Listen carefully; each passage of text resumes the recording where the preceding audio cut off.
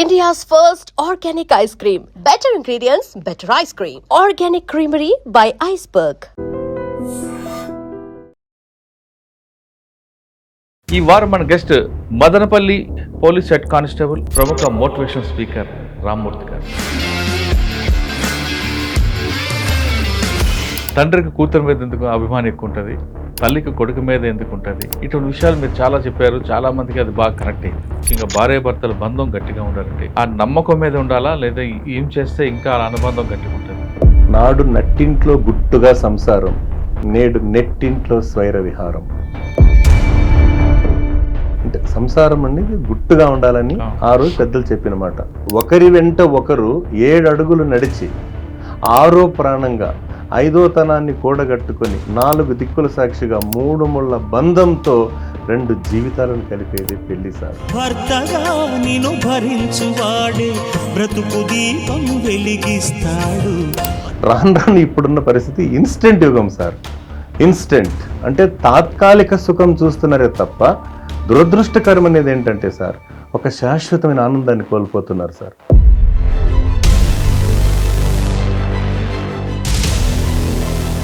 గురువు గురించి చెప్పండి. గురువు గొప్పతనం. గురువు విషయానికి వస్తే తల్లి గర్భం నుండి 2.5 కిలోల మాంసం ముద్దగా బయటపడిన మనకు వెలుగును విలువను పెంచేవారు పంచేవారు విద్యార్థి లోకాన్ని అభిషేకిస్తున్న గురువుకి పాదాభివందనం.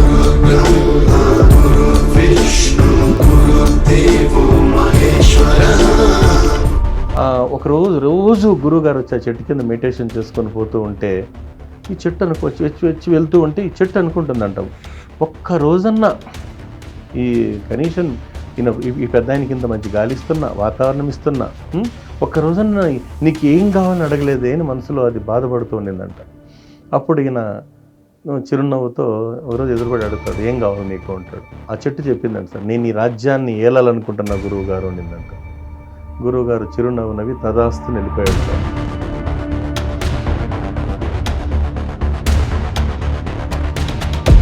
ఎంతకాలానికి గురువు రాలేదు సార్. కాలక్రమేణా ప్రకృతి వైపరీత్యాలతో చెట్టు కూలిపోయింది సార్. కూలిపోయి కార్పెంటర్ చూశాడంట సార్, ఏదో మంచి పొయ్యిలా ఉందని చెప్పి ఒక దిమ్మె కట్ చేసి ఆ దిమ్మెతో పాదుకలు చెప్పులు తయారు చేశాడంట సార్. వాటిని బాగా తయారు చేసి డిజైన్ చేసి అయోధ్యలో రాజుగారికి విక్రయిస్తే శ్రీరామచంద్రుడు పట్టాభిషేకానికి అవి ధరిస్తే సింహాసనం మీద కూర్చొని 14 సంవత్సరాలు పరిపాలించాయంటే అది సార్ గురు సంకల్ప బలం.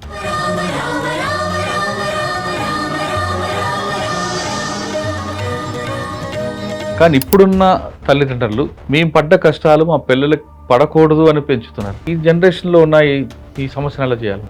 మనకు చిన్నప్పుడు బిడ్డకు ఆకలి అయితే అమ్మ చందమామను చూపించి గోరు ముద్దలు తినిపించేది.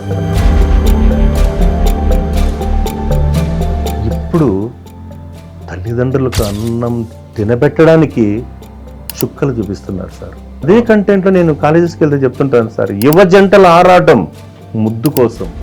పిల్లలు విజిల్ వేశారు సార్. నేనా డైలాగ్ ఇంకా ఫినిష్ కాలేదన్నాను సార్. వృద్ధ జంటల పోరాటం ముద్ద కోసం sir.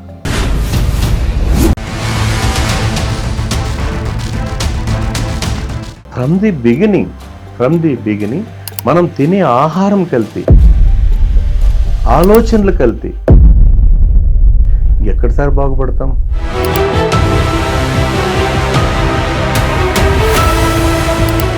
Welcome to I dream. ఈ వారం మన guest Madanapalle police head constable ప్రముఖ మోటివేషన్ స్పీకర్ రామ్మూర్తి గారు. రామ్మూర్తి గారు పోలీస్ డిపార్ట్మెంట్ పనిచేస్తున్న మోటివేషన్లో, అదేవిధంగా విద్యార్థుల్లో చైతన్యం కల్పించడానికి రకరకాల స్టోరీలు చెప్తుంటారు. భార్యాభర్తల బంధం ఎలాగుంటుంది, తండ్రికి కూతురికి అనుబంధం ఎలాగుంటుంది, తల్లికి కొడుకు మీద ప్రేమ ఎందుకు ఉంటుంది, ఇలాంటి విషయాలు చాలా చెప్తుంటారు. మీరందరూ కూడా ఆయనకి బాగా ఆయన మోటివేషన్లు మీరు ఎక్కువ ఇష్టపడుతుంటారు. రామ్మూర్తి గారిని అడిగి కొత్త విషయాలు తెలుసుకుందాం. ముఖ్యంగా భార్యాభర్తల అనుబంధం గట్టిగా ఉండాలంటే ఏం చేయాలి, యువత డ్రగ్స్ బారి పడకుండా ఉండాలంటే ఏం చేయాలి, కేరళలో మోటివేషన్ స్పీకర్ యొక్క స్టోరీ ఎలా ఉంటుంది, ఏపీజే అబ్దుల్ కలాం గారి గురించి సంబంధించినవి ఏంటి, ఇటువంటి చాలా విషయాలు కనిపిస్తుంటాయి. మానవ సంబంధాలన్నీ కూడా ఆర్థిక సంబంధాలుగా మారడానికి కారణం ఏంటి, విషయాలన్నీ సార్ అంటే తెలుసుకుంటాం. సార్ నమస్తే అండి. సార్ నమస్తే సార్. తండ్రికి కూతురు మీద ఎందుకు అభిమానం ఎక్కువ ఉంటుంది, తల్లికి కొడుకు మీద ఎందుకు ఉంటుంది, ఇటువంటి విషయాలు మీరు చాలా చెప్పారు. చాలా మందికి అది బాగా కనెక్ట్ అయిందండి. అంతేకాకుండా మానవ సంబంధాలన్నీ కూడా ఆర్థిక సంబంధాలుగా మారుతున్న ఈ కాలంలో మనం ఏం చేయాలి? ముఖ్యంగా భార్యాభర్తల బంధం గట్టిగా ఉండాలంటే ఆ నమ్మకం మీద ఉండాలా? లేదా ఏం చేస్తే ఇంకా ఆ అనుబంధం గట్టిగా ఉంటది? ప్రస్తుత కాలంలో చిన్న చీటికి మాటికి గొడవలు పడి, ఈగో అడ్డం పడి భార్యాభర్తలందరూ విడిపోవడం, పిల్లలున్నారని చూడకుండా భర్తని వదిలిపెట్టడం, లేదా భార్యని కూడా పిల్లల్ని విడిచిపెట్టి భర్త వెళ్ళిపోవడం. అసలు వాళ్ళు ఏమవుతారో, మన కడుపున పుట్టిన పిల్లలు మన కోసం ఉంటారా? లేదా వాళ్ళు బతుకుని వాళ్ళకి రోడ్డు మీద పడి వెళ్ళిపోతున్న ఇటువంటి భార్యాభర్తల గురించి గట్టిగా ఉండాలంటే ఏం చేయాలి? ఇవన్నీ ఒకసారి మీ నోటి ద్వారా రావాలి. చాలా పెద్ద సబ్జెక్ట్ సార్. ఎందుకంటే మామూలుగా కొన్ని సందర్భాల్లో మాకు ఒక విశ్రాంతి ఎస్ఐ గారు హైదరాబాద్ సిటీలో ఉంటారు, శ్రీ పెద్దూరి వెంకటదాస్ గారు, ఆ తర్వాత శ్రీ కేఎల్ కామేశ్వరరావు గారు. ఇలాంటి పెద్దలు ఏం చెప్తుంటారంటే ఒక మాట చెప్పేవాళ్ళు సార్, నాడు నట్టింట్లో గుట్టుగా సంసారం, నేడు నెట్టింట్లో స్వైర విహారం. అంటే సంసారం అనేది గుట్టుగా ఉండాలని ఆ రోజు పెద్దలు చెప్పిన మాట. అందుకే ఒకరి వెంట ఒకరు 7 అడుగులు నడిచి 6వ ప్రాణంగా 5వ తనాన్ని కూడగట్టుకొని 4 దిక్కుల సాక్షిగా 3 ముళ్ళ బంధంతో 2 జీవితాలను కలిపేది పెళ్లి సార్. అటువంటి పవిత్రమైన బంధాలని పాతకాలంలో ఏం చేసేటోళ్ళు, ఒక భార్యాభర్తను కలపాలంటే అప్పట్లో 7 జతల చెప్పులు ఎరిగిపోయేవంట. రాను రాను ఇప్పుడున్న పరిస్థితి ఇన్స్టెంట్ యుగం సార్. ఇన్స్టెంట్ అంటే తాత్కాలిక సుఖం చూస్తున్నారే తప్ప దురదృష్టకరం అనేది ఏంటంటే సార్, ఒక శాశ్వతమైన ఆనందాన్ని కోల్పోతున్నారు సార్.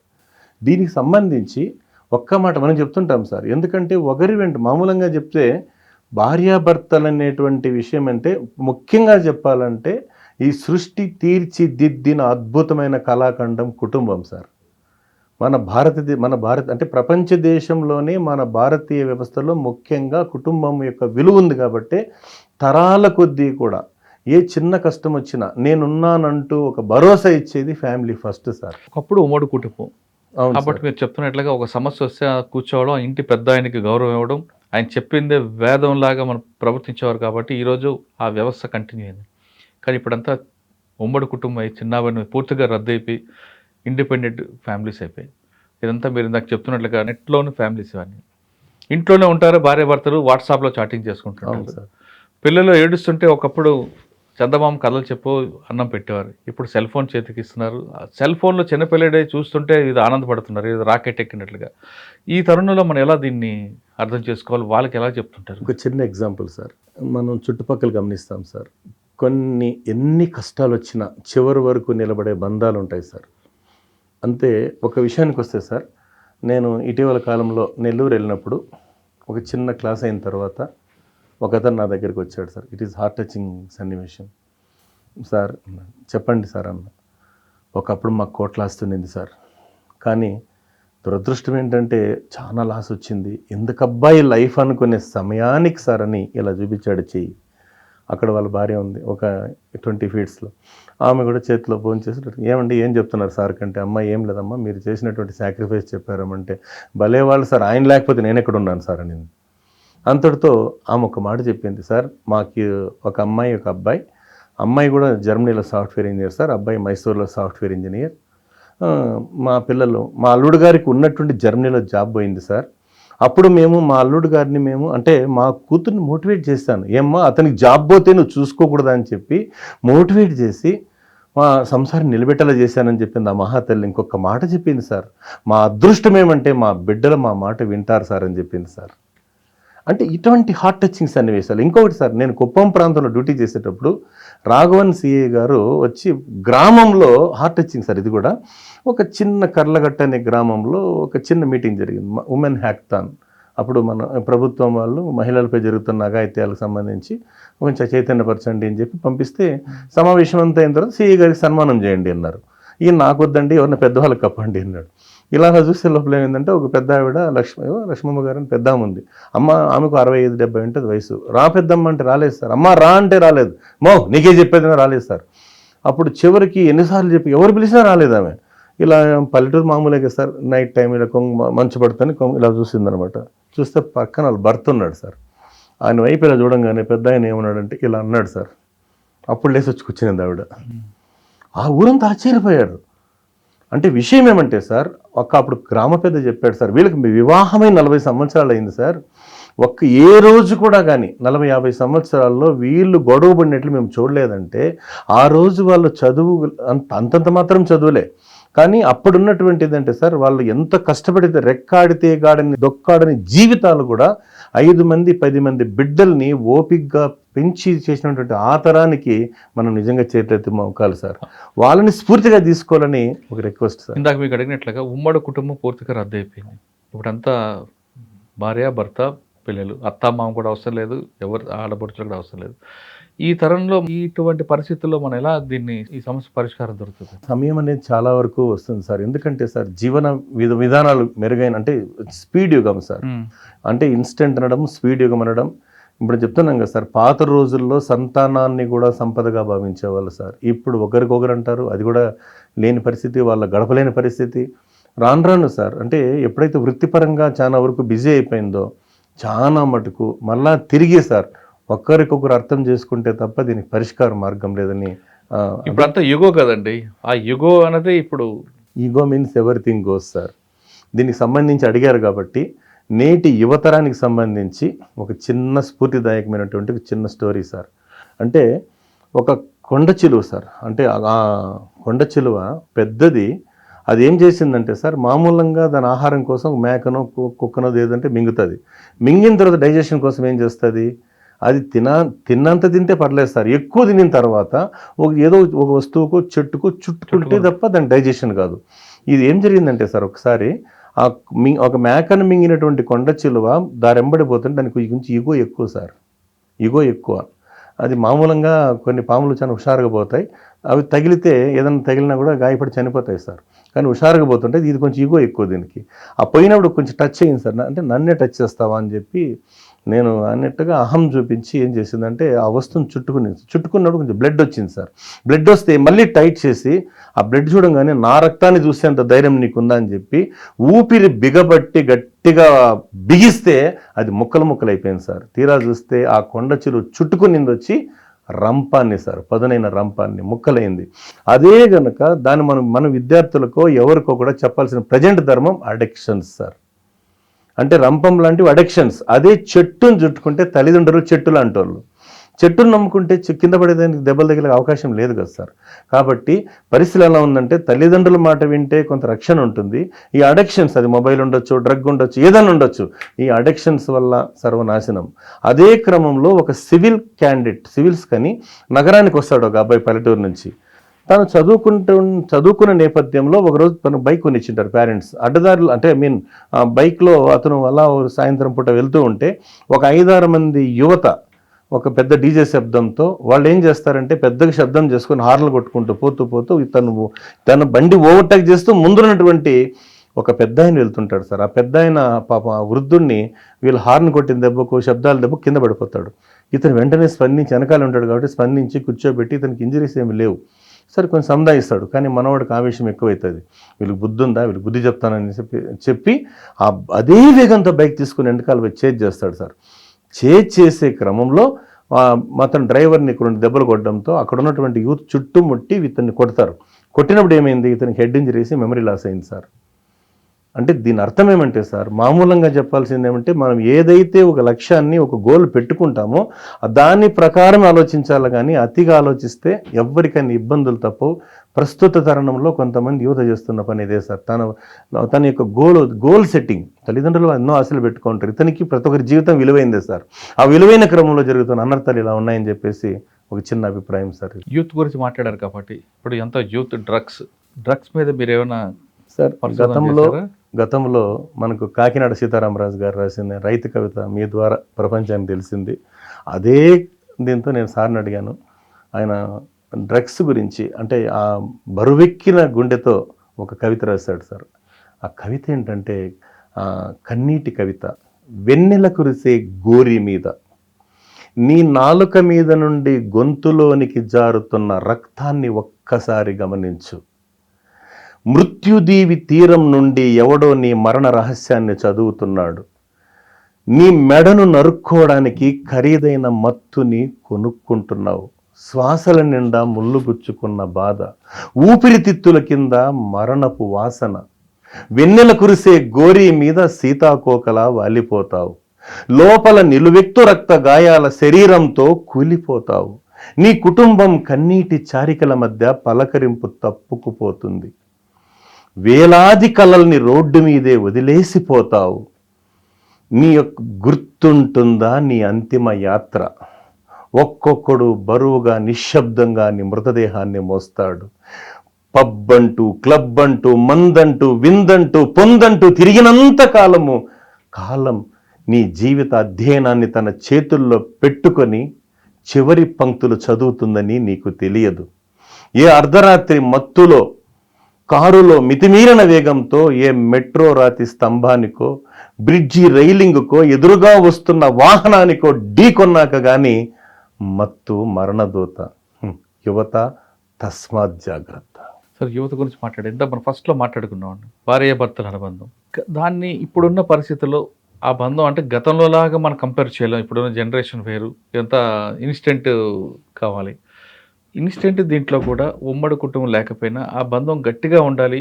ఆ బంధం యొక్క విలువ తెలియాలంటే ఏం చేయాలండి? సార్, ఇప్పుడు నేను చాలా మటుకు గమనిస్తుంటే కొన్ని కుటుంబాలు వెంటనే తొందరపడి, అంటే వివాహం చేసుకున్న తర్వాత ఒకరినొకరు అర్థం చేసుకోలేని పరిస్థితుల వల్ల సార్, ఎవరి జీవితం వాళ్ళ విలువైంది. అటు అబ్బాయి కావచ్చు, అటు అమ్మాయి కావచ్చు సార్, కొంతకాలమైన ఓపిక్గా ఉండాలి సార్. ఎందుకంటే ఎక్కడ చూసినా అదే మనం అనుకోవచ్చు. కానీ సార్, ఫన్నీగా చెప్తే ఎంత చెట్టుకు అంత గాలి ఉంటుంది. ఎవరు చూసినా ఎక్కడైనా బాధలేదు సార్. దానికి సరదాగా ఒక చిన్న కొటేషన్ ఉంది సార్. కింద పోర్షన్లో న్యూ కపుల్స్ సార్, వాళ్ళు ఎప్పుడు ఫైటింగ్. పై పోర్షన్లో ఓల్డ్ కపుల్స్, వాళ్ళు ఎప్పుడు మీటింగ్ సార్. సరే, ఒకరోజు మిద్దెపైకి వెళ్తాడు మనోడు. పెద్దయినా మాకు ఆ రహస్యం మీరు ఏదైనా చెప్పొచ్చు కదా అంటే, ఏమి లేదన్నా ప్రతి ఇంట్లో ఉండేదే, నీ భార్య కన్నా నా భార్య కోపం ఎక్కువ అంటాడు. మరి ఇది ఎందుకు పని అవుతారు? నువ్వు నవ్వకపోతే అవును అవుతుంది, అవును అవ్వకపోతే నువ్వు నవ్వుతావు అంటాడు. ఏమీ లేదు, మా ముసలిదానికి కోపం ఎక్కువ. ఆవిడికి కన్నా కోపం వచ్చింది అనుకో, చేతిలో గరిటి కానీ పప్పు గుత్తి కానీ ఏది దొరికితే అంత ఇసిరిసిరి కొడుతుంది. తగిలిందంటే మా ముసలి నవ్వుతుంది, తగలకపోతే నేను నవ్వుతాను ఆయన అన్నాడంట. అంటే ప్రతి సంసారంలో ప్రతి ఒక్క దాంతోనూ బాధలు ఉండేది సార్. కానీ కొంత ఈగోలు పక్కన పెట్టి దానికోసం మళ్ళీ చెప్తాం సార్. అంటే పెద్దవాళ్ళు చెప్పిన కథని నేటి యువతరానికి మీ ద్వారా ఒక చిన్న స్టోరీ సార్. మాకు ఆఫీసర్ చెప్పింది అది. ఏదో బయట ఊరికి వెళ్ళి ఫంక్షన్కి వెళ్ళి 5 లడ్లు తెచ్చిపెట్టాడు భర్త. 5 లడ్లు తెచ్చిపెట్టిన తర్వాత ఏమంటది, ఏం 5 లడ్లు తెచ్చావని అడిగితే, నేను మగాణ్ణి, నేను 3 తీసుకుంటా, నువ్వు ఆడదానివి కదా, నువ్వు 2 తీసుకో అన్నాడు. ఈమె లేదు నాన్న, నేను కూడా హోమ్ మినిస్టర్నే, నాకు 3 నువ్వు 2 తీసుకో, నేనేం తక్కువ అంటది.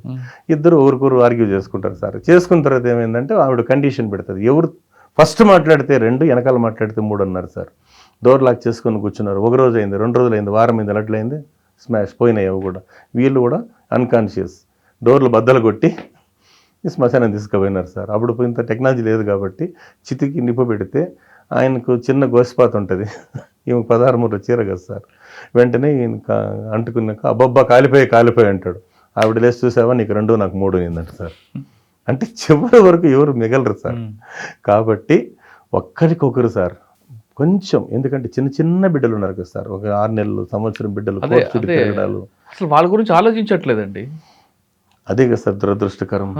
పెద్దవాళ్ళ మాట వినరు మామూలంగా సార్. ఏదో చెప్పారు కదా సార్, తొందరగా ప్రేమించుకోవడం, తొందరగా పెళ్లి చేసుకోవడం, తీరిగ్గా పడటం, ఇది చాలా బాధాకరం సార్. తొందరగా ప్రేమించకుండా తొందరగా పెళ్లి చేసుకోవడం, తొందరగా విడాకులు కూడా.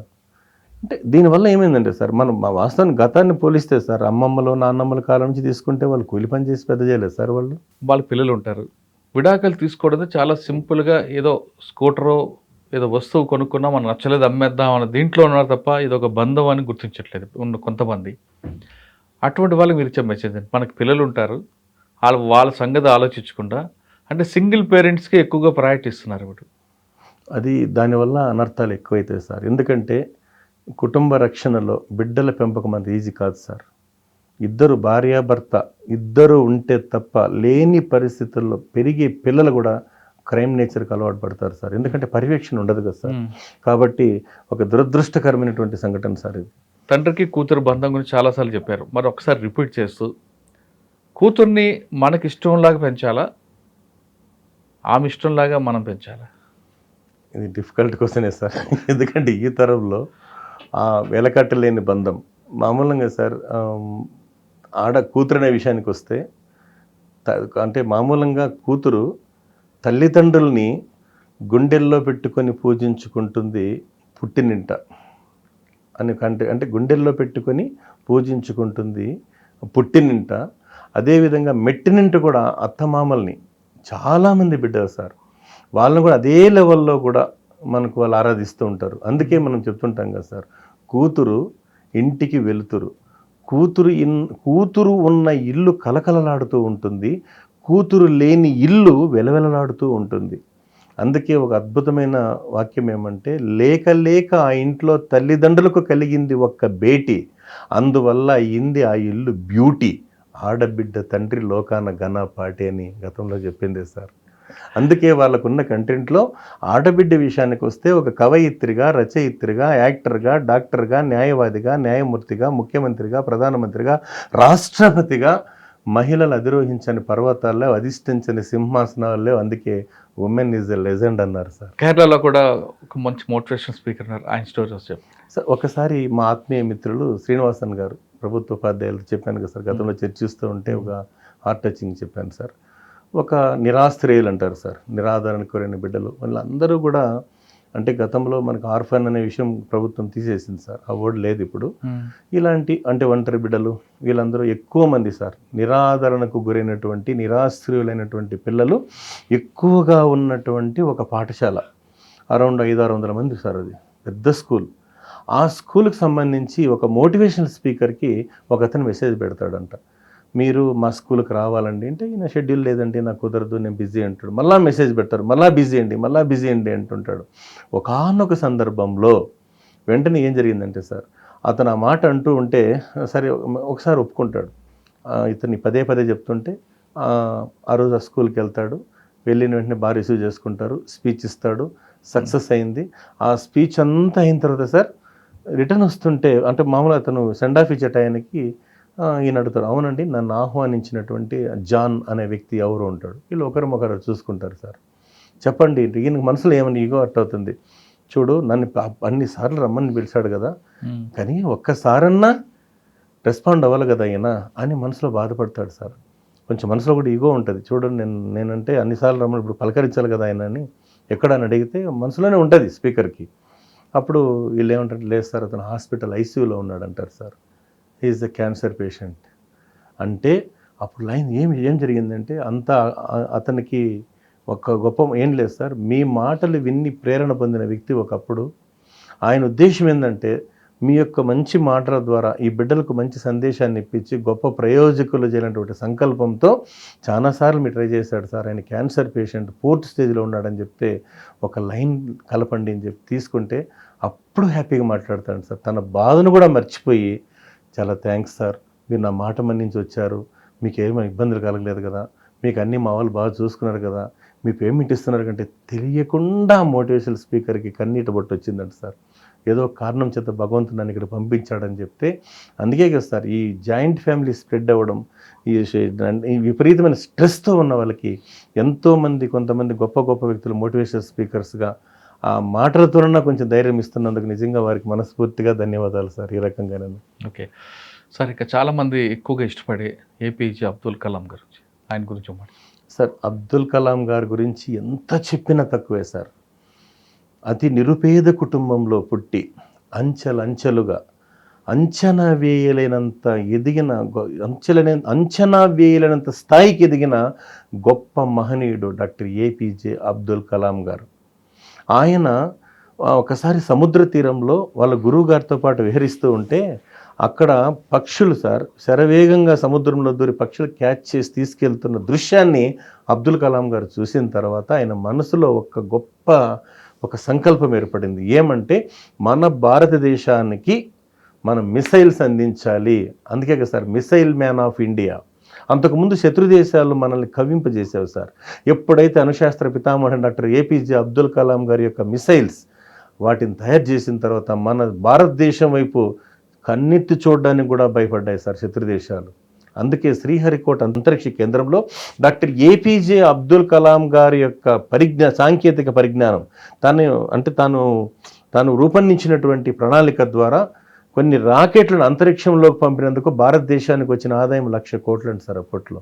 దాని ద్వారా మన భారతదేశానికి వచ్చిన పేరు ప్రఖ్యాతులు లక్షలాది కోట్లు అన్నారు. ఒక్కసారి సార్ తుంబా రాకెట్ రీసెర్చ్ సెంటర్లో ఒక్కొక్క సైంటిస్ట్ రోజుకి 16 గంటల నుంచి 18 గంటలు పనిచేస్తారు సార్. అక్కడ వాల్ క్లాక్స్ ఉండవు, సెల్ ఫోన్లు ఉండవు సార్. ఒకానొక సందర్భంలో ఏమైందంటే ఒక సైంటిస్ట్ వాళ్ళ బాస్ దగ్గరికి వస్తాడు. సార్ నేను మామూలుగా 8:30 PM గంటలకు వెళ్తాను, ఈరోజు నేను 5 గంటల 30 నిమిషాలకే వెళ్ళాలి అనిన తర్వాత సార్ సరే వెళ్ళండి అంటాడు. ఈయన ఎందుకంటే బిడ్డల్ని ఎగ్జిబిషన్ తీసుకెళ్తాను సార్ అంటే ఓకే గో హ్యాడ్ అన్నాడు. ఈయన లోపలికి వెళ్ళాడు. మళ్ళా సైంటిస్ట్ గారు వచ్చి చూస్తే టైం చూస్తే 8:30 అయిపోయింది. బాస్ అయితే సీట్లో ఉండడు సార్. ఇంటికి టెన్షన్గా వస్తాడు. వచ్చిన తర్వాత వాళ్ళ భార్యని అడుగుతాడు, ఏమి టీ తాగుతావా అని. అంటే అవును ఇక్కడ చూసిన పిల్లలు ఎక్కడ అంటారు. నీకు ఈ విషయం తెలియదా అంటుంది. ఏమేంటి మీ బాస్ 5:15 5 గంటల 15 నిమిషాలకి ఇంటికి వచ్చి మన బిడ్డల్ని ఎగ్జిబిషన్ తీసుకెళ్ళాడండి అన్నారు. ఆ బాస్ ఎవరోగా sir the great Abdul Kalam garu. అంటే తను పూర్తిగా పనిలో నిమగ్నమైనట్టు గమనిస్తాడు ఆ సైంటిస్ట్ని. అతను డిస్టర్బ్ చేయడం ఇష్టం లేకుండా తనే స్వయంగా అంత గొప్ప స్థాయి ఉన్న బాస్ బిడ్డల కోసం వెళ్ళాడంటే దీనికన్నా ఎంత ఉదాహరణ. అందుకే ఎంతో మందికి ఆయన ఆదర్శప్రాయుడు గురువుగా మారారు. సరే గురువు గురించి చెప్పండి, గురువు గొప్పతనం గురించి. సార్ లాస్ట్ టైంలో కూడా మా గురువు డాక్టర్ సి నారాయణ స్వామి సారు వాళ్ళు చెప్పారు. ఆ క్రమంలో గురువు విషయానికి వస్తే తల్లి గర్భం నుండి 2.5 కిలోల మాంసం ముద్దగా బయటపడిన మనకు వెలుగును విలువను పెంచేవారు పంచేవారు విద్యార్థి లోకాన్ని అభిషేకిస్తున్న గురువుకి పాదాభివందనం. ఒక్కసారి సార్ ఒక అడవిలో ఒక పెద్ద చెట్టు నిందండి సార్. రోజు గురువుగారు వచ్చి ఆ చెట్టు కింద మెడిటేషన్ చేసుకొని పోతూ ఉంటే ఈ చెట్టు వచ్చి వెళ్తూ ఉంటే ఈ చెట్టు అనుకుంటుందంట, ఒక్క రోజన్నా ఈ కనీసం ఈ పెద్ద ఆయనకి ఇంత మంచి గాలి ఇస్తున్నా వాతావరణం ఇస్తున్నా ఒక్క రోజన్నా నీకు ఏం కావాలని అడగలేదే అని మనసులో అది బాధపడుతూ ఉండిందంట.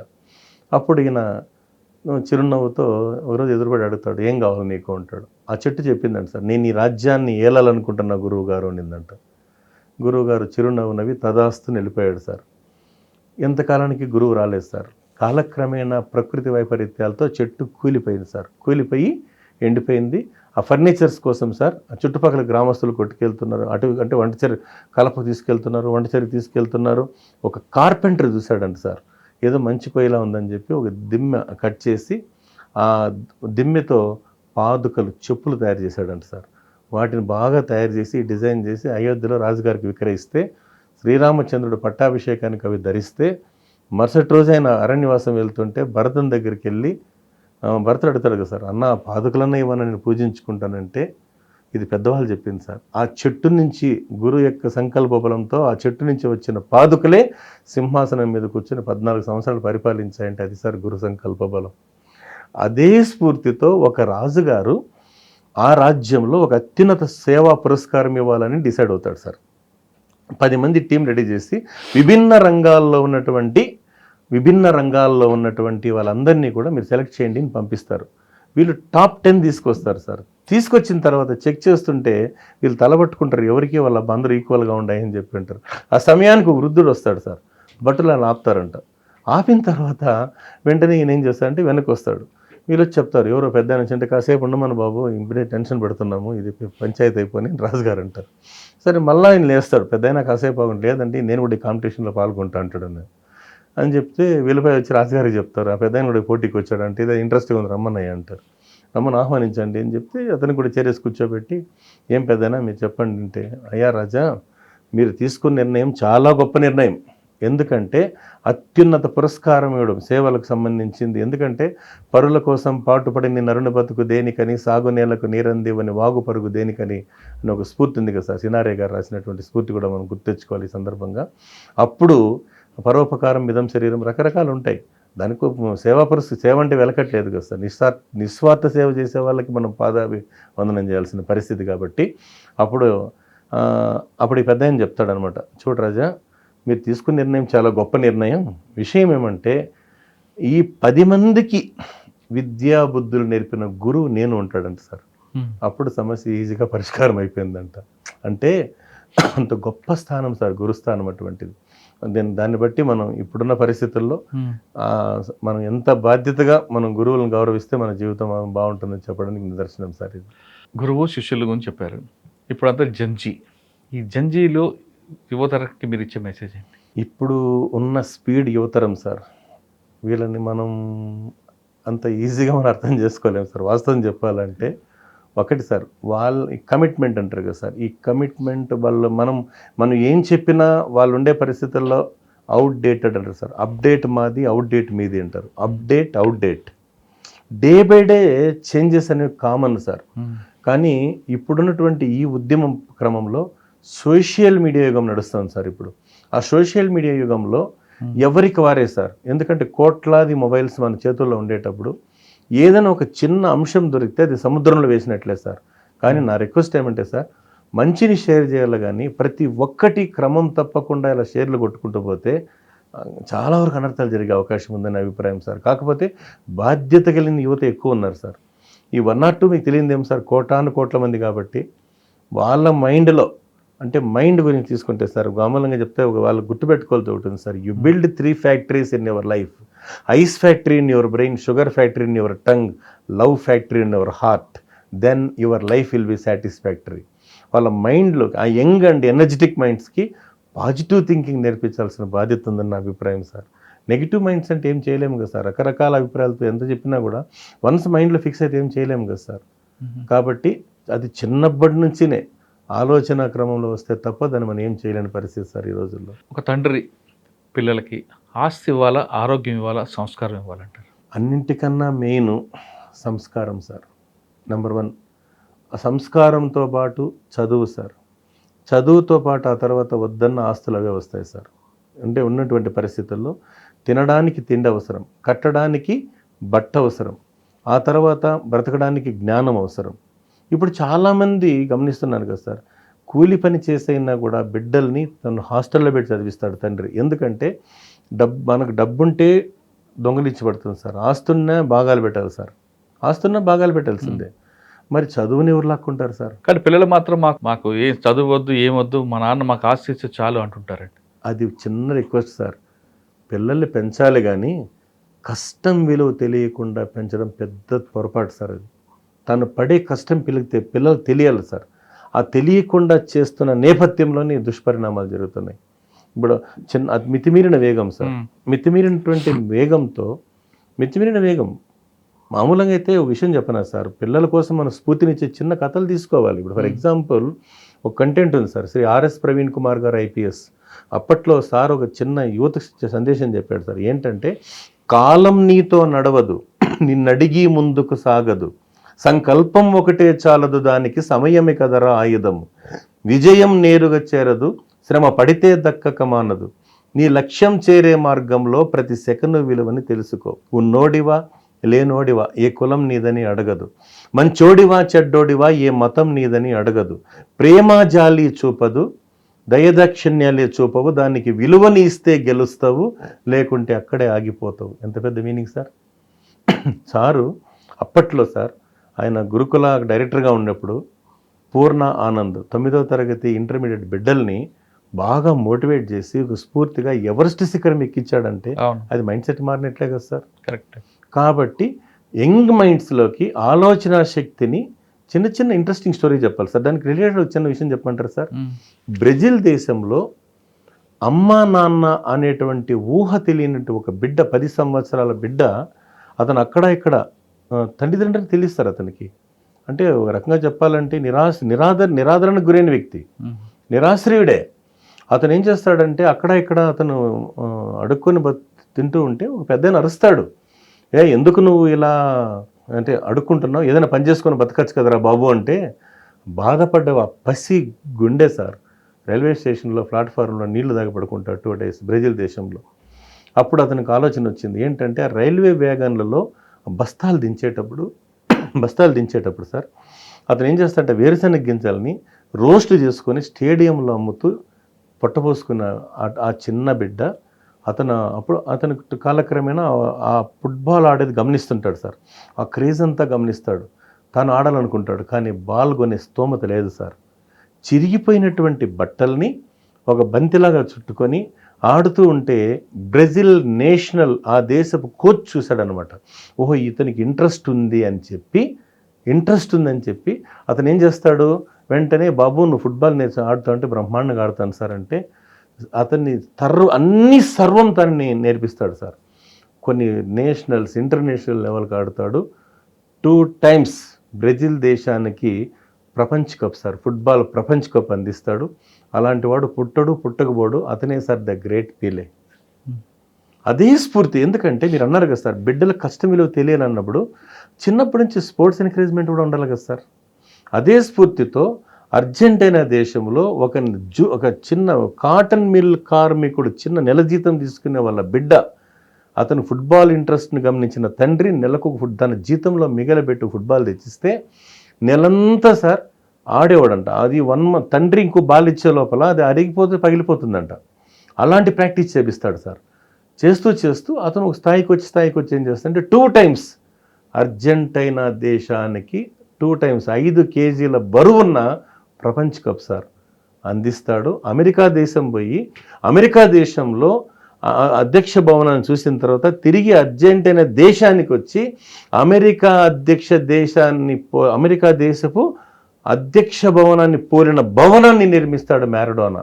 సార్ మీరు చెప్పారు కరెక్టే, కానీ ఇప్పుడున్న తల్లిదండ్రులు మేము పడ్డ కష్టాలు మా పిల్లలకు పడకూడదు అని పెంచుతున్నారు. అసలు ఎలా విషయంలో తెలియకుండా వాళ్ళకి అల్లారు ముద్దకు పెంచుతాం. చిన్నప్పటి నుంచి సెల్ ఫోన్ ఇవ్వడం, ఐస్ క్రీమ్లు ఇవ్వడం, పిక్ పాకెట్ కింద 10,000 20,000 ఇవ్వడం, ఇది ఉన్నాయి. ఎందుకంటే మేము ఆల్రెడీ కష్టాలు పడ్డాం, అది మా పిల్లలకి తెలియకూడదని. మరి ఈ జనరేషన్లో ఉన్న ఈ సమస్యను ఎలా చేయాలి? విషయం చెప్పిన సార్, గత రోజుల్లో సెలవులు వస్తే అమ్మమ్మ ఇంటికి పోయేవాళ్ళు సార్. ఎందుకు? అమ్మమ్మ ఇంటికి పుట్టేవాళ్ళంట. ఇప్పుడు సెలవులు వస్తే హాస్పిటల్కి పోతున్నారు. ఎందుకు? హాస్పిటల్లో పుడుతున్నారు. అదే విషయంగా మీరు చెప్పినప్పుడు మన హైదరాబాద్లో మా గురువు గారు రిటైర్డ్ ఎస్ఐ గారు శ్రీ పెద్దూరు వెంకటదాస్ సార్ చెప్తుంటాడు, చిన్నప్పుడు బిడ్డకు ఆకలి అయితే అమ్మ చందమామను చూపించి గోరుముద్దలు తినిపించేదంట. ఇప్పుడు తల్లిదండ్రులకు అన్నం తినబెట్టడానికి చుక్కలు చూపిస్తున్నారు సార్, చుక్కలు. ఎందుకంటే అది కూడా పట్టపగలే చందమామ కనిపిస్తుంది, చుక్కలు ఇంకా దూరం అయిపోతాయి కదా సార్. అది మాకు అదృష్టం కొద్దీ మా గురుగారు పరిచయం అయిన తర్వాత ఆయన ద్వారా చిన్న రాత్రి చుక్కలు చూపిస్తున్నారు. అదే కంటెంట్ లో నేను కాలేజెస్కి వెళ్తే చెప్తుంటాను సార్, యువ జంటల ఆరాటం ముద్దు కోసం. పిల్లలు విజిల్ వేశారు సార్, నేనా డైలాగ్ ఇంకా ఫినిష్ కాలేదన్నాను సార్. వృద్ధ జంటల పోరాటం ముద్ద కోసం సార్.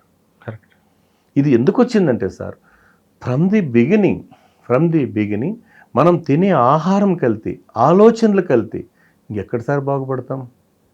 పదే ఈ మధ్యకాలంలో మనం చూస్తుంటాం, డాక్టర్ విక్రాంత్ ఠాగూర్ గారు అని కూడా సార్ అంటాడు, జింక్ ఫుడ్ అవాయిడ్ చేయండి. డాక్టర్ గారు మొత్తుకొని చెప్తున్నారు. అయినా కూడా మీరు అన్నట్టు ఒకటే సార్, నేను పడిన కష్టం నా బిడ్డ పడకూడదు అనేది చాలా వరకు వాళ్ళ బిడ్డలు వాళ్ళ ఇష్టం సార్, పెంచుకొని అప్రూపం వద్దని మనం చెప్పే హక్కు మనకు లేదు సార్. కాకపోతే తల్లిదండ్రుల యొక్క కష్టాన్ని తెలిసేలా, అంటే తన యొక్క తల్లి తండ్రి పడే కష్టం ఖచ్చితంగా బిడ్డలు తెలుసుకుంటే ఏ బిడ్డ పొరపాటు చేయడు సార్. నేను ఈ మధ్యకాలంలో ఒక స్కూల్కి వెళ్తే చెప్పాను సార్, మామూలుగా గుడిపల్లి మండలం సెట్టిపల్లి స్కూల్లో ఎందుకో మన సార్ వాళ్ళు రమ్మన్నారు, పిల్లలు కొంచెం చెప్పిన మాట వినట్లేదండి అన్నప్పుడు నేను అందరినీ సమావేశపరిచి ఒక మాట చెప్పాను సార్, బాబు ఇక్కడ మీ తల్లిదండ్రులు మిమ్మల్ని వదిలిపెట్టి మీ అమ్మమ్మలు నానమ్మలు చూసుకుంటున్నారు, కానీ వాళ్ళు ఏం చేస్తామో రెక్కల కష్టం మీకోసమని బెంగళూరు మహానగరంలో పుట్టెడు మట్టి తవ్వితే కానీ పిడికుడు మెతుకులు రావురా, గడ్డపార భూమిలోకి దించితే తప్ప గంజి నీళ్లు గొంతు తడపవు, తల్లిదండ్రులు పడేది కష్టం, చదువంటే ఉండాలన్నా మీకు ఇష్టమని చెప్పాను సార్.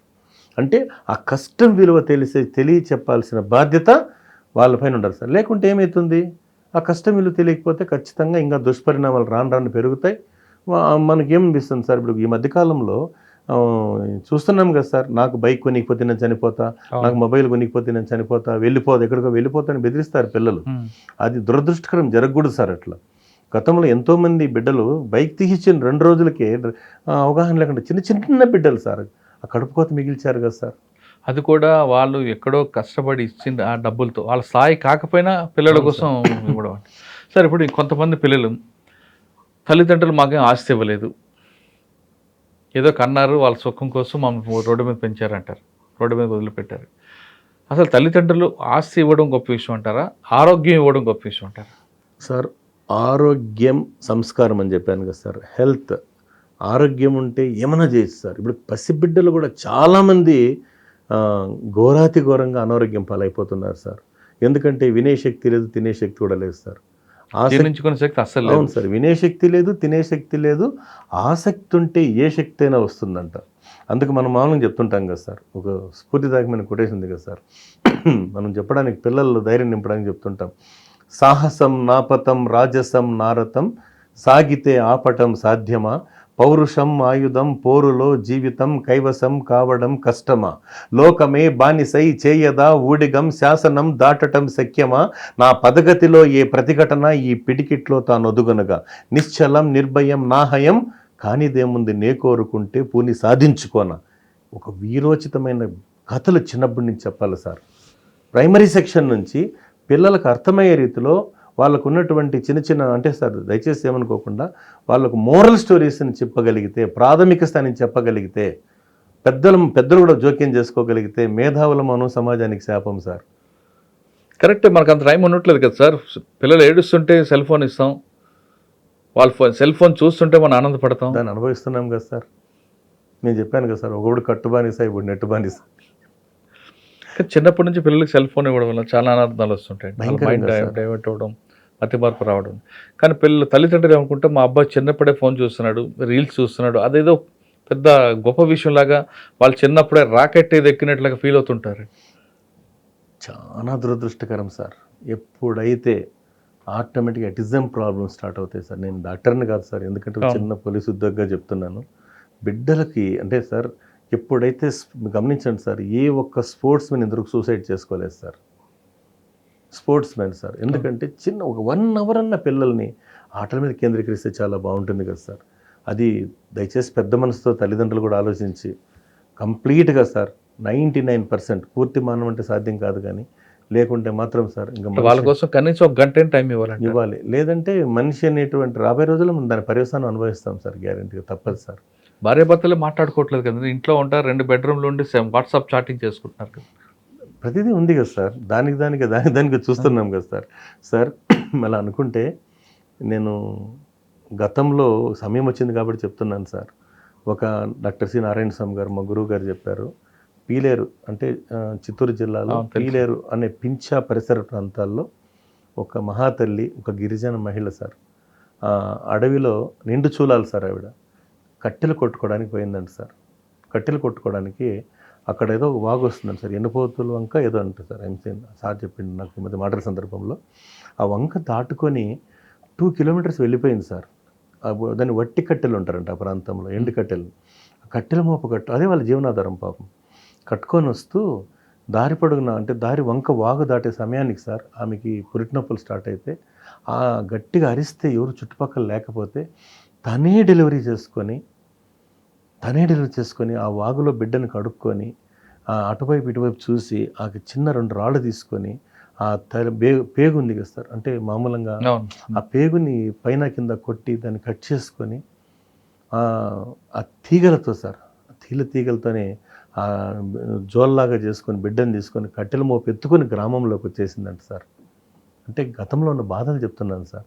ఊరి వాళ్ళు అరుస్తారంట, ఏమ్మా నీకేమన్నా కొంచెమన్నా ఆలోచించాలి కదమ్మా, బిడ్డను తీసుకొచ్చేసిన కట్టెల మోపు పడేసి వచ్చేయచ్చు కదమ్మా అంటే, అయ్యా నాకు 2 బిడ్డలు ఉన్నారు, ఒక భర్త, అంటే 2 బిడ్డలు. ఎవరమ్మా అంటే, ఇతను ఈ బిడ్డ, ఇంట్లో ఇంకొక బిడ్డ ఉన్నాడు నా భర్త, అతనికి పెరాలసిస్ ఉంది, నేను ఈ కట్టెలు అమ్మి ఆ నూకలు కొనుక్కొని పోయి నా భర్తకు అంత ఫుడ్ పెట్టాలి అంటే భోజనం పెట్టాలా అనేదంటే, ఆ మహాతల్లి త్యాగం ఎంత గొప్పది సార్.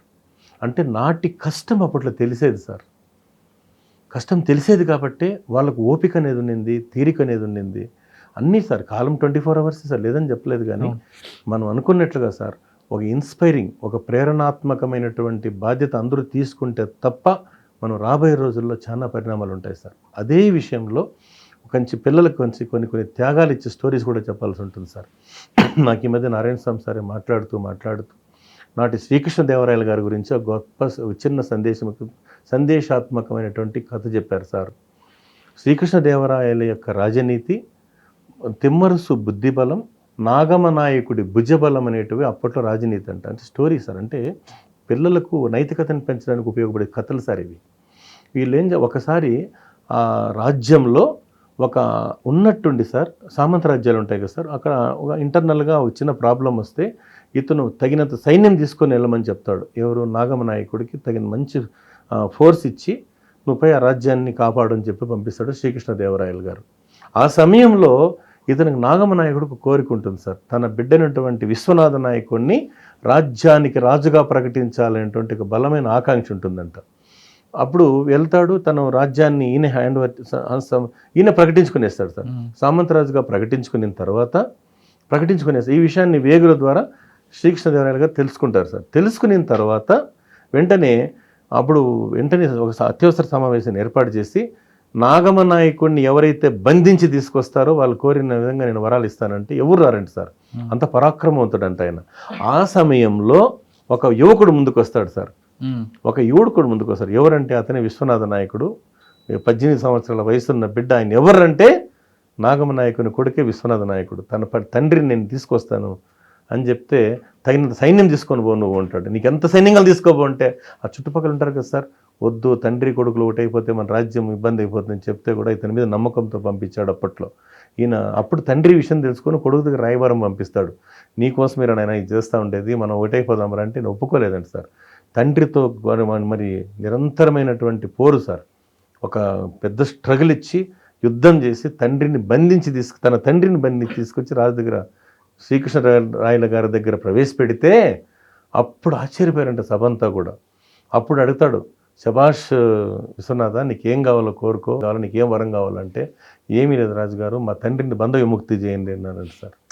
అప్పుడు అదే ఏదైతే నాగమనాయకుడి గారి కోరుకుంటుందో ఆ రాజ్యానికే విశ్వనాథ నాయకుడిని రాజుగా నియమిస్తాడంటే ఎంత గొప్ప రాజనీతి సార్. అందుకే తండ్రి భక్తి కన్నా దేశభక్తి మిన్న అన్నారు. చిన్నప్పుడే సార్ అదే స్ఫూర్తితో ఒక క్లాస్ రూమ్లో 100 మంది పిల్లలు కూర్చోబెట్టుకొని, మరి బాబు విజయం అంటే ఏమి అని అడుగుతారు సార్. చిన్న బిడ్డని విజయం అంటే ఏమి అన్నప్పుడు పాత రోజుల్లో సార్ ఒక అతను లేదు సార్, మార్కులు తేవడం విజయం అంటాడు. ఇంకొకడైతే నేను ఐఏఎస్ అంటారు, ఒకరు ఐపీఎస్ అంటారు, డాక్టర్ అంటారు, టీచర్ అంటారు, ఎన్నో చెప్తారు సార్. కానీ ఒక అబ్బాయి పైకి లేసి మాట్లాడతాడు, ఏం నాన్న విజయం అంటే దేశం కోసం జీవించటం, దేశం కోసం మరణించటం అన్నాడు సార్. ఆయనే ఆజాద్ హింద్ ఫౌజ్ సృష్టికర్త, జై హింద్ అనే నినాదానికి ఒక స్ఫూర్తిదాయకమైనటువంటి సుభాష్ చంద్రబోస్ గారు. అంటే ఇలాంటి కథల్ని పిల్లలకు నూరిపోస్తే కొంతన్నా వరకు ప్రేరణ ఉంటుంది కదా సార్. సార్ ఇది కాకుండా మీరు చాలా పాటలు కూడా రాసినట్టారు, కొన్ని పాటలు స్ఫూర్తిగా తీసుకుంటున్నారు. అంటే పెద్దగా లేవు సార్, కాకపోతే భద్రాచలం మూవీలో ఒక కంటెంట్ ఉంది కదా సార్. భద్రాచలం ఒకటి, మహర్షి సినిమాలో కూడా మహర్షి, అది అవును సార్. ఈ రెండులో మనం తీసుకుంటే భద్రాచలంలో 4 లైన్స్ తీసుకుంటాం సార్. ఎందుకంటే కొన్ని చెప్పారు కదా సార్, కొంతమంది పాటలు పాడితే రాళ్ళు కరిగిపోతాయి, కొంతమంది పాటలు పాడితే రాళ్ళు పడతాయి అంటారు. అందుకే నేను మాట నేర్చుకున్నాను సార్ మనకు. ఎందుకంటే మాట అనేది దేవుడిచ్చిన వరం, పెద్దల ఆశీర్వాదం. దాంతో భద్రాచలంలో హార్ట్ టచింగ్ ఉంది కదా సార్. ఒకటే జననం, ఒకటే మరణం, ఒకటే గమ్యం, ఒకటే గమనం, గెలుపు పొందే వరకు అలుపు లేదు మనకు, గెలుపు పొందే వరకు అలుపు లేదు మనకు, కష్టాలు రాని కన్నీళ్ళు రాని ఏదైనా కానీ ఏమైనా కానీ ఓడిపోవద్దు, రే నీకొద్దు, నీ హద్దే నీ హద్దు అని చెప్తారు సార్. అంటే ఎంత కంటెంట్ సార్. రాబోయే విజయాన్ని పిడికిల్లో చూడాలి, ఆ గెలుపు తప్పట్లే హృదయంతో వినాలి అని చెప్పేది ఎంత గొప్ప గొప్ప సంకల్పాలు సార్. అదే మహర్షులు తీసుకుంటే ఏముంది సార్, సాహసం నాపతం రాజసం నారతం, సాగితే ఆపటం సాధ్యమా, పౌరుషం ఆయుధం పోరులో జీవితం, కైవసం కావడం కష్టమా, లోకమే బానిసై చేయదా ఊడిగం, శాసనం దాటటం శక్యమా, నా పదగతిలో ఏ ప్రతిఘటన ఈ పిడికిట్లో తానొదుగునుగా, నిశ్చలం నిర్భయం నాహయం, కానిదేముంది నే కోరుకుంటే పూని సాధించుకోననేది సార్. అంటే పిల్లల కోసం సార్ ఒక స్ఫూర్తిదాయకమైన సందేశం. ఎందుకంటే పిల్లలు చాలా తెలివితేటలు ఎక్కువ సార్. చిన్న క్లాస్కి వెళ్ళాను మనకు రోజు, బాబు నువ్వు పెద్ద ఇంకేమవుతాంటే, ఏమవుతాను సార్ నేను ముసలాడు అవుతాను సార్ అంటాడు వాడు. ఇంకో చిన్న అమ్మాయిని అడిగి, అమ్మ నువ్వు ఏమవుతావు అంటే, ఏమవుతాను సార్ అత్తగారింటికి పోతాను నేను అంటే, వాళ్ళ ఐక్యూ ఎక్కువ సార్. ఇప్పుడు ఏమన్నా చెప్పినామంటే ఆటోమేటిక్గా సార్ అర్థం చేసుకోగలరు. ఒకే ఒక మాట సార్, మొక్కయి వంగంది మానయ్య వంగున అంటారు కదా సార్. బాలవాక్కు బ్రహ్మవాక్కు ఉంటారు సార్. ఎప్పుడైతే సార్ మీరు అన్నట్లు దయచేసి మనందరం కూడా అంటే విద్యార్థులు కానీ తల్లిదండ్రులు కానీ గురువులు కానీ ప్రతి ఒక్కరూ సామాజిక బాధ్యతగా తీసుకుని గతంలో సార్ మనం సినిమా స్టార్ట్ అయ్యే ముందు న్యూస్ రీల్స్ చేసేటోళ్ళు సామాజిక బాధ్యత. ఇప్పుడు ఈమె మనకు మోరల్ స్టోరీస్ ఉండేవి, ఆ మోరల్ స్టోరీస్ కనుమరుగైపోయినాయి కదా సార్. అందుకని ఏం చేయాలంటే ఆ strong minds young minds positive thinking రావాలంటే ఖచ్చితంగా మనం ఇది మార్పు రావాల్సిందే సార్. అది కాలమే నిర్ణయిస్తుంది సార్. అంతే. కానీ ఇప్పుడున్న జన్జీలో హక్కుల కోసం ఇది మా హక్కు అని పోరాటం చేస్తారు, కానీ ఇది మా బాధ్యత అని గుర్తించట్లేదు. ఏం చేయమంటారు? అది it will take some time sir. ఎందుకంటే 2 రకాల బిడ్డలు, హక్కు కావాలి కానీ బాధ్యత వద్దు. హక్కులు బాధ్యత 2 ఉండాలి సార్. అంటే బాధ్యత అనేటువంటిది తీసుకుంటే మనం గమనించి కానీ మాకు బాధ్యత వద్దండి, మాకు హక్కే కావాలి, ఇది నా హక్కు, నాకు ఇవ్వాల్సిందే, ప్రభుత్వం నాకు కల్పించాల్సింది అంటున్నాడు. అదేవిధంగా ఇది నా బాధ్యత, ఇది నా సామాజిక బాధ్యత అని కూడా భావిస్తే ఈ సమాజం ఇంకా ముందుకు వెళ్తుంది. కానీ బాధ్యత గురించి తీసుకోవడం అది బరువుగా మోస్తున్నారు, హక్కు మాత్రం నాకు కావాలని కోరుతున్నారు. అంటే ఒక చిన్న సబ్మిషన్ సార్. నేను చెప్పాను కదా సార్, స్పీడ్ యుగం, ఇన్స్టెంట్ ఆలోచనలు. అంటే అభిప్రాయాలు ఎలా అయిపోయిందంటే సార్, నేను చెప్పాను కదా సార్, మనకు వాళ్ళ బలమైన 2 రకాలు ఉన్నారు సార్. దీంతో మిడిల్ ఉన్నారు, అంటే టెంపరీ ఉన్నారు, మిడిల్ ఉన్నారు, పర్మనెంట్ సొల్యూషన్ ఆలోచించే 3 రకాలు ఉన్నారు సార్ యువతలో కూడా. ఎందుకంటే మామూలుగా చెప్పాలంటే సార్, యువత అనే విషయానికి వస్తే ఒక కొటేషన్ ఉంది కదా సార్, వై అంటే ఎప్పుడు, ఓ అంటే ఓడిపోకుండా, యు అంటూ ఉండాలని, టీ అంటే థింక్ చేస్తూ, హెచ్ అంటే హ్యాట్స్ ఆఫ్ అనిపించుకునేవాడే యూత్ సార్. అదే యూత్ కోసం ఇంకో గొప్ప విషయం ఉంది కదా సార్, జీవితం నుదిటి రాత అంటాడు ఓ దేశాధినేత, జీవితం చేతిగీత అంటాడు ఓ దేవదూత, ఇది నిజమే అనుకుంటాడు మన శ్రోత, గీత వాతల పూత, పిరికివాడి నోటికి మూత, బిడ్డను పెంచే ఓ మాత, ఉడుకునెత్తురు ఉప్పొంగే ఓ యువత, నీ జీవితం లేదా నీ చేత ఉంటే గీత వాతలకు పెట్టాలి వాత, నువ్వు కావాలి నాన్న జీవిత విజేత అని. అంటే బిడ్డలకు మీరు అన్నట్లు సార్, జెన్జీ జనరేషన్లో వాళ్ళకు దానికి కమిట్ అయ్యారు సార్. ఎందుకంటే యవ్వనం అంటే ఒక జీవిత సారాన్ని పిండుకోవాల్సిన సమయం. యవ్వనం జీవితానికి ఒక ఉత్సాహాన్ని ఇచ్చే పదం సార్ ఇది. ఆ స్టేజ్ ఇప్పుడు మనం అంటున్నాం కదా సార్, టీనేజ్ 13, 14, 15, 16, 17, 18, 19 సార్. ఆ టీన్ దాటిన తర్వాత రెస్పాన్సిబిలిటీ వస్తుంది సార్. ఇప్పుడున్న దీంతో మనం దాన్ని ఎట్లంటే సార్, ఒక విషయం చెప్పినా సార్, దయచేసి ఏమనుకోకండి, ఎవరో చెప్తే వాళ్ళు పలానా వ్యక్తి మారుతారనే రోజులు పోయినాయి సార్. కరెక్ట్. ఎవరో చెప్తే వీళ్ళు మారుతారు అనే రోజులు ఎప్పుడో కనుమరుగైనాయి సార్. వాళ్ళను వాళ్ళు రియలైజ్ చేసుకోగలిగితే, చెప్పిన సార్, వాళ్ళు అర్థం చేసుకోగలిగితే, అది హక్కులు కావచ్చు, బాధ్యతలు కావచ్చు, మన దేశం యొక్క పరువు ప్రతిష్ట కావచ్చు, దేనికైనా కూడా sir self interest, self realization జరిగితే తప్ప దీని పరిష్కార మార్గం కాదు. అందుకే మనం అంటున్నాం కదా సార్, పెద్దలు చెప్తారు కదా సార్, ప్రతి ఒక్కరు కూడా వాళ్ళకు పనికొచ్చే విధంగా ఇలా చేస్తే బాగుంటుంది దిశానిర్దేశం చేయలేకనే సార్ ఈ సమస్యలు వస్తున్నాయి. కానీ ఇప్పుడున్న జనరేషన్ మనకన్నా తెలివైన వాళ్ళే, వాళ్ళకి వాళ్ళు ఆలోచించుకోగలరు, వాళ్ళకి వాళ్ళు నిర్ణయం తీసుకోగలరు, కానీ ఎక్కడో కొంచెం దారి తప్పుతున్నట్లుగా అనిపిస్తుంటుందండి. అది నేను చెప్పాను కదా సార్, బేసిక్గా తీసుకుంటే అంటే సార్ ఫ్రమ్ ది బిగినింగ్, అంటే చైల్డ్హుడ్ డేస్ నుంచి కూడా అంటే స్ట్రగుల్ ఫేస్ చేసినటువంటి బిడ్డలకు కొన్ని అర్థాలు తెలుస్తాయి. వాళ్ళు పెరిగినటువంటి పెంపకం సార్, పెరిగే వాతావరణం సార్. ఒక చిన్నదాని కంటెంటే ఉంది కదా సార్. ఇప్పుడు మనం అనుకుంటే దానికి కంటెంట్ తీసుకుంటే సార్, పాండవులు కౌరవుల విషయమే తీసుకుందాం సార్. పాండవులు అరణ్యవాసం అజ్ఞాతవాసం వాళ్ళు తీసుకుంటే, వాళ్ళు డైలీ వాకింగ్, పుణ్యనది స్నానాలు, సప్తఋషుల యొక్క ఉపన్యాసాలు, శ్రీకృష్ణ భగవానుని ఆశీస్సులతో ఎంజాయ్ చేస్తారు. ఇటు కౌరవులు టెన్షన్తో పడతారు. ఎందుకు? అధర్మం, ధర్మం, అధర్మం. అదే దీంతో సార్ వాస్తవం చెప్తున్నా, అది యూత్ విషయం అలా ఉంచితే మన పెద్దవాళ్ళు చెప్పేది ఒకటి ఉంది సార్, ఇది ఎవరికైనా వర్తిస్తుంది సార్, చిన్నోళ్ళకి కానీ పెద్దవాళ్ళకి కానీ ఎవరికైనా కానీ. జనరల్గా చెప్పాలంటే ఒక మైండ్ సెట్స్ కోసం సంబంధించి నాకు మా పెద్ద ఆయన, మా ఫ్రెండ్ మన నారాయణ స్వామి సార్ చెప్పారు. ఒకసారి శ్రీకృష్ణుడు భీముడు మాట్లాడుకుంటూ ఉంటే భీముడికి ఒక ధర్మ సందేహం వచ్చిందంట. ధర్మ సందేహం సార్, బావా ఇంతకీ కర్మ సిద్ధాంతం ఉందా అన్నాడంట. ఏం బావా నాకు ఎందుకు వచ్చింది ఆ డౌట్ అన్నాడు. ఏం లేదు బావా, పుట్టేవాడు పుడుతున్నాడు, సచ్చేవాడు సస్తున్నాడు, ఎంజాయ్ చేసేవాడు ఎంజాయ్ చేస్తున్నాడు కదా బావా, ఏం దీనికి అసలు కర్మ సిద్ధాంతం అంటే ఏం బావా అన్నంట. ఇలా రా అని చెప్పి 100 అడుగుల దూరంలో చూపిస్తాడు శ్రీకృష్ణ భగవానుడు. ఏమవి వింటాడు. ఏమింటే అక్కడ ఒక 200 దాకా ఆవులు, చిన్న లేగదూడలు ఉంటాయి సార్. అక్కడ పోయి ఒక లేగదూడని తీసుకురాబో అంటాడు సార్. తీసుకొచ్చిన తర్వాత దాన్ని శ్రీకృష్ణుడు అలా చిన్నగా నీవి చిరునవ్వు నవ్వి వదిలిపెట్టే అంటాడు. ఇది చెంగున పరిగెత్తుకుంటూ పోయి దాని తల్లి అంటే ఆ లేగదూడ యొక్క తల్లి ఎక్కడుంటే అక్కడే చేరిందంట సార్. ఈయన ఆశ్చర్యపోతాడు భీముడు కూడా. అంటే దీని యొక్క మన భారతీయ సంప్రదాయం ప్రకారం గమనించాల్సింది ఏమంటే సార్, మంచి చేస్తే మంచి, చెడు చేస్తే చెడు సార్. కాల నిర్ణయం సార్. అంటే కాలం కొట్టే దెబ్బ పవర్ఫుల్. కాల నిర్ణయాన్ని ఎవ్వరు కాదనలేదు, అది ఎవ్వరూ అతీతులు కారు సార్ అని. అంటే సార్ దయచేసి ఏమనుకోదండి, చిన్నప్పటి నుంచి పిల్లలకి మోరల్ స్టోరీస్ చెప్పలేకపోవడం మన పెద్దలు చేసిన ఒక చిన్న పొరపాటు సార్.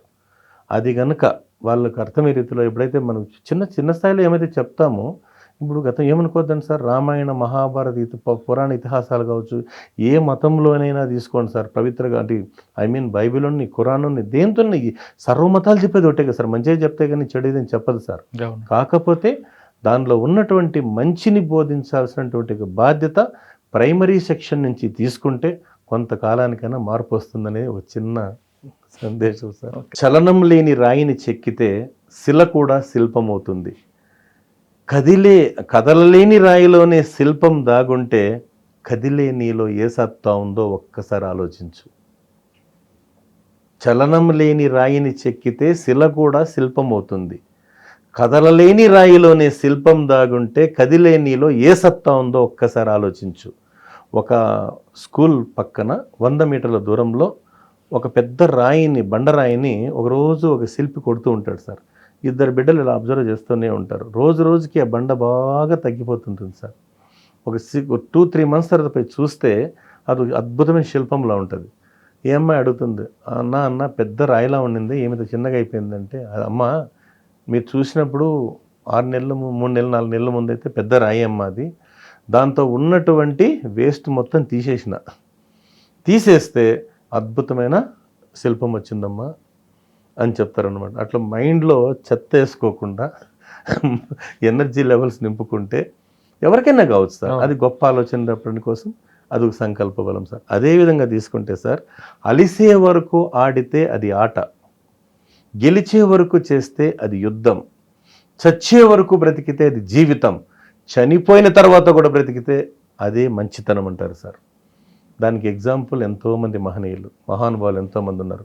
మీరు అన్నట్లు సార్, నేటి యువతరానికి స్ఫూర్తిగా మనం తీసుకోవాల్సినటువంటి ఒక 2-3 వ్యక్తులు చిన్నగా తీసుకుంటే, పిఎన్సి మీనన్ 50 రూపాయల నోటు పెట్టుకొని ఎడారి దేశం వెళ్ళిన కుర్రాడు ఇటుకను పేర్చుతూ ఆత్మవిశ్వాసంతో 5,000 కోట్ల రూపాయలకు అధినేత అయినటువంటి శోభా డెవలపర్స్ అధినేత అయ్యాడు సార్. సోనాలికా ట్రాక్టర్స్ అంటే లక్ష్మణ్ దాస్ మిట్టల్ రిటైర్ అయిన తర్వాత చాలామంది ఇంకా వాళ్ళ విశ్రాంతి తీసుకుంటారు. కానీ లక్ష్మణ్ దాస్ మిట్టల్ రిటైర్ అయిన తర్వాత కూడా 63 సంవత్సరాల వయసులో ట్రాక్టర్ల వ్యాపారం, సోనాలికా ఇంటర్నేషనల్ ట్రాక్టర్స్ను అనే బిజినెస్ మొదలుపెట్టి మామూలుగా 110 దేశాలకు విస్తరించి దాదాపు 14,000 కోట్ల రూపాయలు సార్. ఇప్పుడు ఆయన వయసు 95-96 అంటున్నారు సార్. అది సంకల్పం. వాషింగ్ పౌడర్ నిర్మా అంటే మన సంకల్ప బలం ఎంత గట్టుకుంటే సక్సెస్ అవుతాం. సంకల్ప బలం సార్. అందుకే మనం ఉంటున్నాం కదా సార్, వజ్ర సంకల్పం అంటారు కదా సార్. వజ్ర సంకల్పం ఉంటేనే దుష్కర కార్యసిద్ధి జరిగేది.